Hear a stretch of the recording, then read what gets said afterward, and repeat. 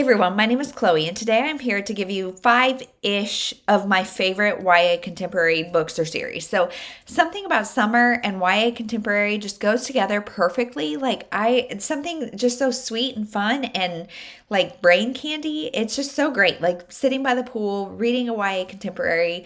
I love it. So, I'm going to give you five ish, and most of them, I think 4 out of the 5 take place in the summer, and I would highly recommend picking them up here before summer is up. So the first one is The Summer I Turned Pretty by Jenny Han. So this is a trilogy, and I know a lot of people have been talking about P.S. I Love You, especially with the adaptation and all that, but I honestly liked the Summer I Turned Pretty series better. So this is about a girl named Belly. Her and her family go to this summer house every single summer, and they go with another family who has 2 boys.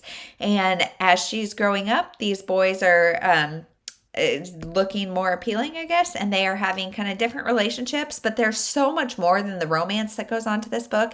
I would highly recommend, especially if you are a fan of P.S. I Love You or anything else by Jenny Han, I would definitely say pick up this series if you have not. So the next one is also a trilogy, and this is Did I Mention I Love You by Estelle Mascom. So this is the one and only thing I have ever read off Wattpad, so I don't know if you have like preconceived ideas about Wattpad. I don't know if this is typical or if it's better or what it is, but I really liked it. So this is about a girl whose parents are divorced, and she has to go spend the summer with her dad and his new family. He has now 3 stepsons, I think. And so it's the girl's relationship with one of the stepsons. And so it's kind of a stepbrother romance, which you guys know I normally don't like taboo things, but this just, I felt like was done well. And it's a trilogy. It's not like the best thing you will ever read, but for that YA contemporary summary setting, I would say definitely pick it up. Next is Save the Date by Morgan Matson. So this is a book about, well, really Morgan Matson in general, but this is a book about a girl. She's, I think, 17. She is the youngest of 5 kids, and her siblings are all coming back because one of her sisters is getting married.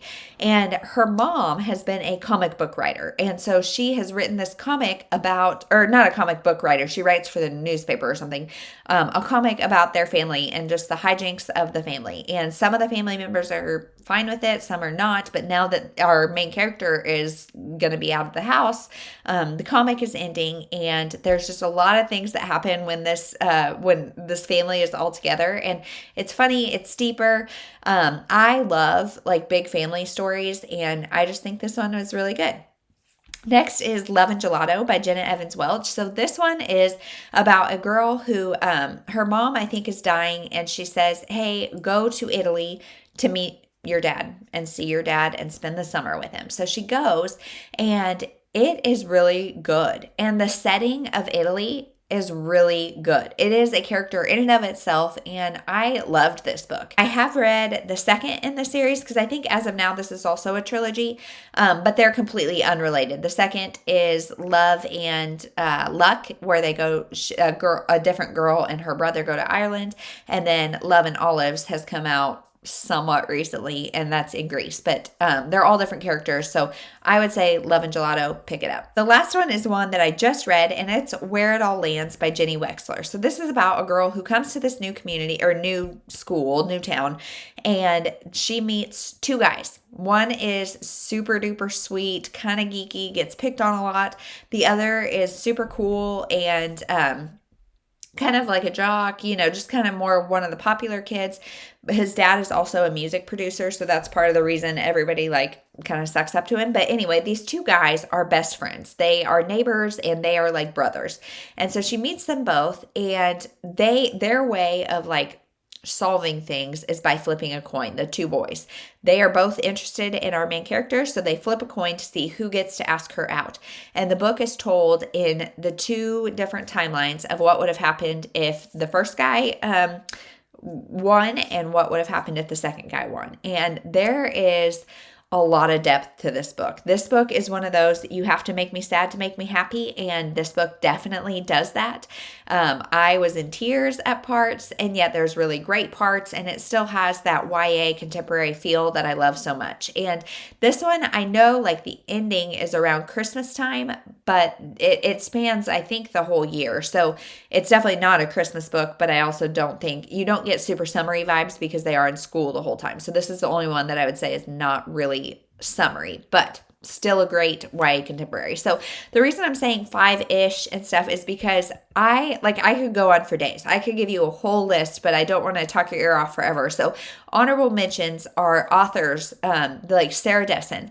There were a few that stood out as better than her others, but all of them are at least like 3.5 stars for me. They're just kind of old reliable. Same with Casey West. Meg Cabot is a little bit more hit and miss, but she is kind of an old school YA contemporary author, and there are just so many people doing it so well. Sandra Manon, she has done some great stuff. Like there's just a lot of really great stuff. So let me know your favorite YA contemporaries, some oldies or some new ones. I love the old ones. Sometimes they're problematic, but I just love like seeing the whole journey of how YA has progressed.